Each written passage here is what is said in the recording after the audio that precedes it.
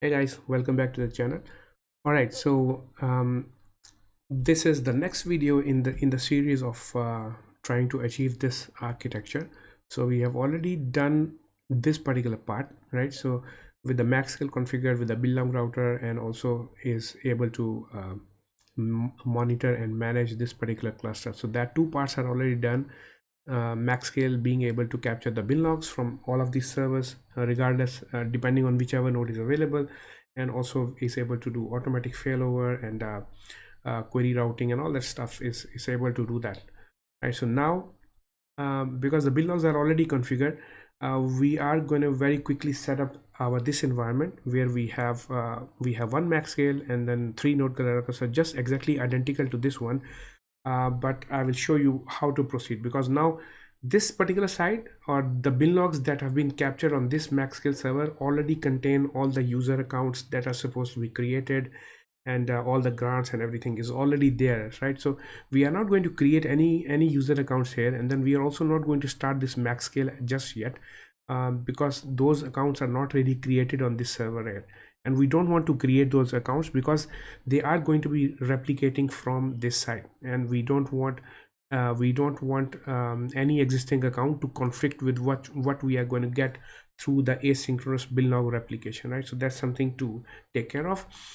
So just very quickly go to our setup, and then if you see, this is if I just quickly check the host names, and this is the second host name, because remember this one was max 70, this one is max scale 80, and then host name. So this is set of Galera 81, 82 and 83. These three are basically 71, 72 and 73. Okay, so this is a totally new setup, and I believe I've already installed the server. rpm -qa grep for grep -I MariaDB. Yep, it's already there, and Galera should also be there. Yeah, it is already there. And if we quickly edit my server.cnf file, we will see that it's already configured with the second domain ID, right? So this time we are using domain ID 80 over here instead of 70. Let's do, yeah, so let's edit that file here as well. Server.cnf file. So if you scroll down, we will see that the difference is very subtle. So this one is 70, this one is 80, because we want to define this as a separate cluster. And then the list of IP addresses this one is using is of course dependent on these three nodes, but this one is going to be looking for 81, 82 and 83. And this one again, we don't have that Maria backup user created, so that's why it's commented out, which is something that we will eventually try. And of course the local nodes and local name is there, the depending on this cluster. So same thing goes here, 82 and 83 is still there. And yeah, everything else is identical basically. And then of course the server ID is also 8000 for all these servers. So the server name server ID 80,000, and of course the Galera domain ID is 80. So this one is going to have 80-8000- some transaction number. Over here we have 70-7000/ some transaction number, right? So that's how this side is going to be slightly different in terms of GTIDs, because this is a totally independent cluster that we want to configure. But the rules are exactly the same. Whatever we did there, we are just repeating that here, but we just basically change whatever is dependent on this particular cluster, right? So that's what there really is that we need to do. All right, so this is all done. So similarly, if we edit the max scale CNF file, so again the max scale CNF file is also a bit different. So again, it's just going to be using its own dedicated node name, of course node and IP address. Other than that, everything is 100% identical, right? So there's no difference at all. It's just going to be using the 80s, 81, 82, 83 nodes, the user IDs and the password, and everything is 100% identical. There's no change of any sort. And then even the port number is the same, so they are both listening on the same port 407 for the incoming traffic from the users. but the replication proxy is also exactly the same. There is no difference at all, of course, other than the list of servers that is going to monitor. But all these things, the replication user and the password, and then of course this max user and then password, these we are not going to create in this cluster, because we are expecting to be getting all that data from this binlog router, right? So that's something that we will see in action right now. So we are basically assuming that we are setting this environment up from scratch, and this is a totally brand new cluster that we want to synchronize with everything that we have on this server. If let's say this server is very old, meaning this setup is very old, right? So maybe a year old, so we will not have all the bin logs available. So what we need to do in that scenario is we need to take a backup from this server, Maria backup from this node, and restore that backup in these 3 nodes and start those nodes up as a new cluster, but of course using this config, right? So that's how you will synchronize first, and then you can start the replication process from the binlog router from wherever you are currently. We will be doing that, right? So we can do that now. All right, so I'm just going to quit from here, and let's disable this grouping very quickly. And we are now, what we're going to do is -u root. Okay, so we need to start the cluster, of course. Galera new cluster. Let's see its startup. Okay, it's done, perfect. And start MariaDB here and start MariaDB over here as well. And then if we do -u root and show global status like cluster size, we have a 3-node cluster running. So that's good. So meaning our cluster is all ready. Okay, so now what do we need to do? Okay, we will go to the documentation page one more time, and we will see that this part we have already done on the DR data center. So this part we have already done using this 81, 82 and 83 setup, right? So everything is done. If you scroll down, so this we have also verified that our cluster size is now 3, right? So that's what it's saying, that start all the nodes. So until the WSRB cluster size is showing 3, so that's there. Max scale is already installed on our server, and this config is already there. And max user setup is already there on our primary side, and this one is also already there. So this one is still talking about the 72 node. Okay, so we need to scroll down a bit further to see that setting up the DR data center. This is what we want to see. All right. Okay, so we will not do any of this stuff for now. We will just simply scroll down and look at the replica, setting up the replica. Okay, so this is the part that we want to do right now, right? So this one we can also do to see if it is capturing its own GTIDs and all that, but we are not going to do that.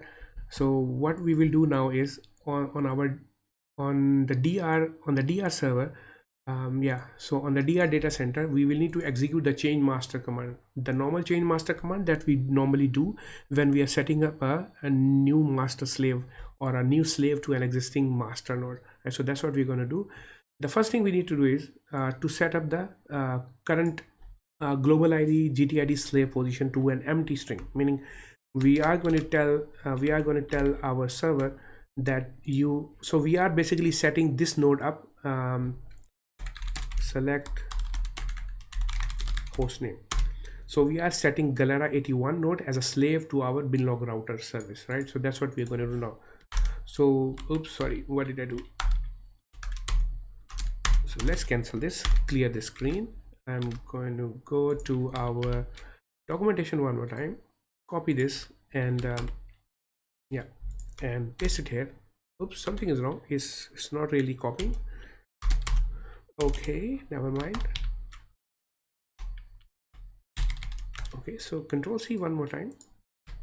No idea why it's not able to copy. Yeah, now it does. Okay, so my current GTID is set to empty string now. So that would mean that I'm telling the server that your current slave position is empty. So you don't have a slave position. So you need to start replicating from the very first bin log that's available on the master node, right? So this means exactly that, right? So now, of course, the change master command, we will copy all that, and then I will show you exactly what this means. Control C and go down here and paste it here. Okay, so what are we doing here? So we are telling this Galera node, this 81, we are telling it to change your master to point to 70, right? So 70 is this IP, this guy is our master. And then if we, let's say, let me cancel this one, and I'm going to vi maxscale.cnf file. I'm going to go all the way down to our replication router. So if you see here, the replication router is going to use replication user and this particular password, right? So that's what you see here. Also, the master user is configured to use a replication user, and then the master password is also configured to use the same password that we have defined already in this particular server. And then of course this password we have to create in the Galera itself, so that's already done. Okay, so now the listener is the important part. So which port is this binlog router service listening to for the incoming slave connections? So that is this 4008, and that's what we are seeing here. So we have already defined the host name to be using 70 is my let's verify that as well. IP address, and 192.168.56.70 is my IP address for this server, and that's what we have. And then we have already seen the port number is 4008, that's there.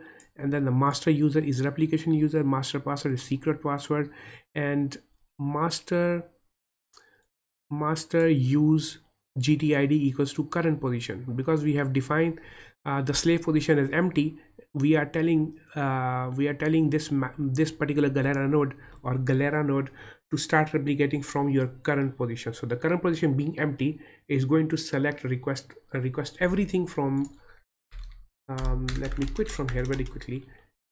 Is going to basically collect everything from the very first binlog available on this binlog router and pull it down to this side. Okay, so let's try to run this and see if it works. Okay, so it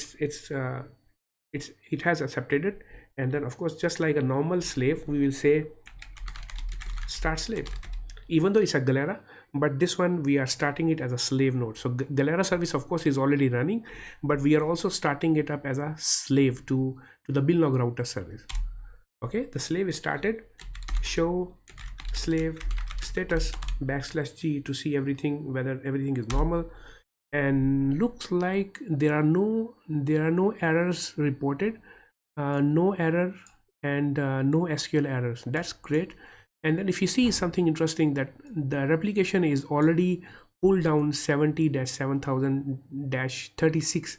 So all the transactions have already been pulled down through the max scale binlog router to this particular node.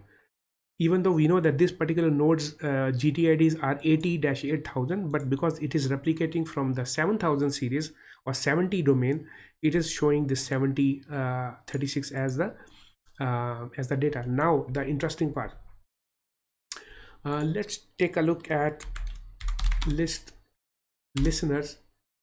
We see that the listeners are running. Okay, that's great. List services. Now we can see that there is one connection listening, or one connection connected to this replication proxy. Previously, if you remember, this number was showing as 0. So now we can see that there's one connection already connected and listening on this particular, or using this service, which is this guy. So this guy is currently a slave to this particular binlog router service, right? So that confirms us that our service is running and there are no errors and everything is fine. Now let's check the databases. Remember, previously this was an empty server, nothing was there really. Now we can see that test database is already there. So if we do a use testdb show tables, we can see the 2 tables are already there. Select tab 2, and then yep, typo. Okay, and then we can see the data is already there, so everything seems to be working great. If we quit from here, and also let's see, because we have defined this as a slave, right? Because this already has replication enabled on its own, meaning the Galera replication is also enabled. So whatever data this node is getting from this binlog router as a slave, that Galera is automatically going to be replicating that to all of these nodes also. So that's the power of it. So if we connect to this node, we check show databases, we should see the test DB here also, right? So that's what we are seeing.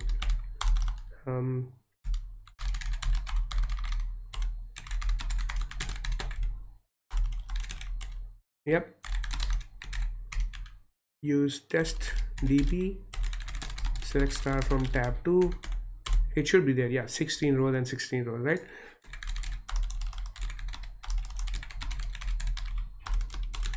Select star from tab 2. Yep, and everything seems to be normal, right? So let's quit from this node and then go to var log lib mysql, and if we check for the listing, we can see that we are actually getting relay logs now, right? So relay logs of this particular node, we are getting that.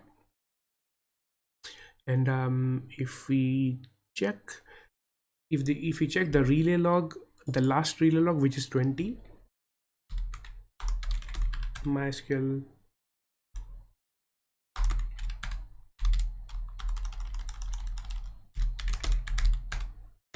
-v, this guy, we can see like all those things that we have done on our cluster. This last 3 statement is also captured, and it should have everything, basically everything that we have been doing. The other bin logs, this is the last one, the other bin logs should already have all that. That is why we can see that this particular database has everything that we need, basically, right? So let's quickly go to server.cnf file just to verify a couple of things, that have we enabled the log slave updates over here. And yes, indeed, the log slave updates are already enabled.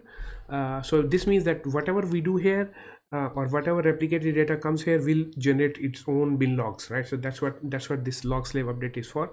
So that's important for replicating further to other nodes. All right, so this is done. So let me just quickly quit without saving. And now if we check show, let's say select user comma host from MySQL, we should already have the replication user here, and then the max user here. Oops, sorry, dot user, of course. And yep, indeed, we have replication user already here, and then max user is already here. So that thanks to this binlog router, because those were already captured, those create user and grants were already captured in the binlogs of this binlog router. They have been already replicated to this entire cluster already for us. So that is why we did not need to create all these accounts here. That's why you can see that setting up the second cluster is so easy. We did not need to do anything magical. Just run the change master command, just define the config files, basically just duplicate the config files from here, and make sure that we change the IP addresses accordingly, and the things that are required to be changed, we change those accordingly, and just simply run the change master command so that it can pull everything down from this master node, and everything works out magically. Right now we should be able to start this MaxScale service with all these users and password already created in the database. This MaxScale service should be able to run. So if we do a restart MaxScale service, it has started. And then if we check for list servers, we should be able to see that the cluster is running. But now we will see something a bit different here, because our slave node is only this one, because this is the only one replicating data from the binlog router. That is why this is the node that is actually getting different transaction, meaning is getting the GTID from that side. and that GTID is not replicating over to the other side, which is fine because we don't expect it to, because this cluster has its own GTID. That GTID is supposed to start with 80 and 8000, right? So let's do that very quickly. Let's maybe show tables, use testdb show tables. Let's say, let's do an insert statement one more time. Oops, sorry, something is wrong. Insert into tab to C1, select C1 from tab, limit 5 for example, and we will see what happens. Let's do a watch here. No, there's no watch here in the history. Watch maxctl list servers. Okay, so our maxctl list server is running. So let's run this transaction. So remember, this server, this set of servers has a GTID domain ID of 80, the server ID of 8000, and then there's no transaction at all currently. So we are going to generate the first ever transaction on this cluster through a normal command, and we will see what happens here in this GTID column. And yes, so now you see that this, we are seeing here that this particular cluster or this particular node got some transaction from here, from this server and this GTID. But then we are also seeing that we basically generated our own cluster, consistent cluster data, right? Cluster GTIDs. That's what we are seeing here. So we are basically seeing 88,001 first transaction ever. And if we similarly, if we do one more, maybe 4, we will see the second transaction generated here. Okay, so this thing remains here. Now let's do something here. We are going to minus u root,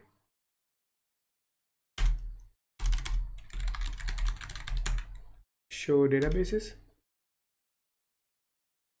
Yeah, show databases, use testdb, and show tables, select star from tab, tab 2. So we see there are 16 rows here in this database because the data has not replicated from this side, this cluster to this side, right? Because we haven't defined this node as a slave, right? That's why we still see the old number here. But what exactly is happening here? Select star from tab 2. Over here we already have 25 rows because if you remember, we did 2 transactions here, and that is why we are able to get 2 additional records, or some additional records here in this particular server. But these are not yet replicated over to this side. And yeah, so let's do one more thing. Let's do a truncate table tab 2. Okay, so let's do that. So now we will see that these two remain, this one should remain 2, but this one should increase 37, right? So that's what watch list. We want to run watch servers again. So let's truncate this table. So this one should be 37, and this one also replicated to 37, right? And now if we do a select star from tab, and then we can see this already empty. So which means that everything that we do here on this node is actually getting replicated to this cluster, right? So which is super cool, which is exactly what we wanted to achieve. All right, so now now let's see, let's set, because if I remember, this should already have the binlog service running. List services, yeah, binlog router is already running here, and then maxctl list listeners should also be running, both of them. Yes, they are. Okay, so what we will do now is we are basically going to run the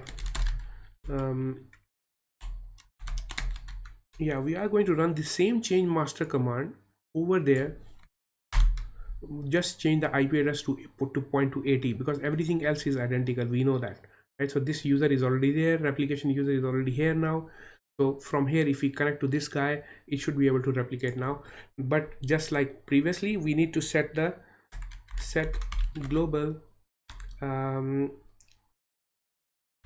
gdid slave position equals to empty string. Okay, so that's done. Let's run this change master command, but we want to be able to, we will do that. So now we are telling this guy that your master is this max scale bin log router. Let's see if it works, or did we mess something up along the way. Okay, so this change master has run successfully, and start slave, show slave status. Okay, so slave status seems to be fine. There is no issue here, so which means that, yeah, so master log file is this one, 81. So this seems to be replicating from that node perfectly fine without any issues. Let's see if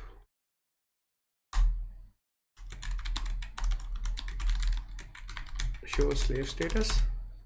So this one is also showing the same number, this one is also showing the same number, which is fine. And our change master command, let's verify that one more time, is pointing to .80 server and using the current position. Okay, yeah, looks fine. Let's try to do some transition here. Let's do a create tempdb.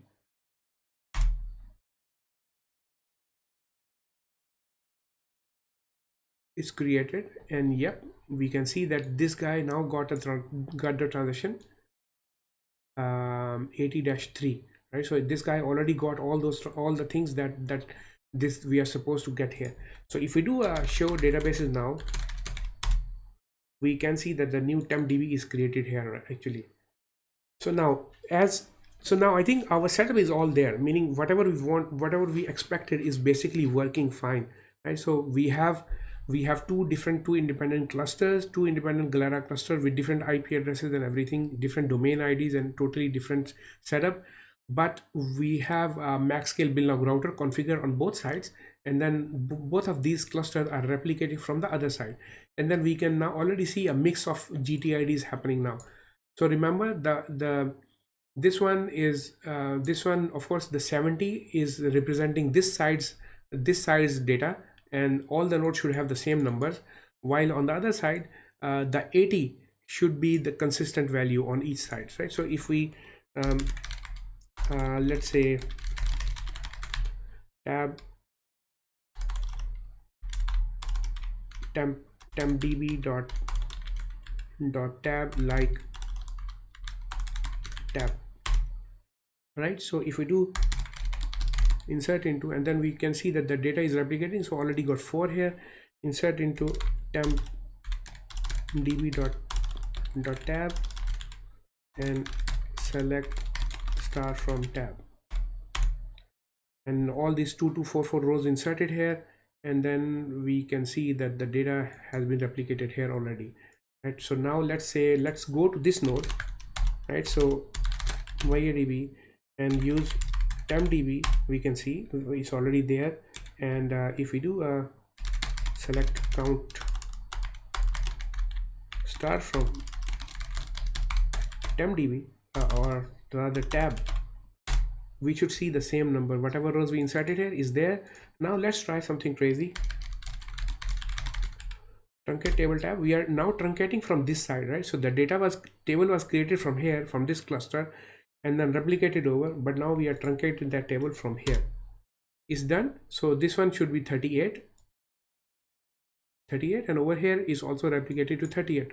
Now let's see, select star from or use tempdb select star from tab, and it's empty. So now we can see that same thing goes here, of course, every node.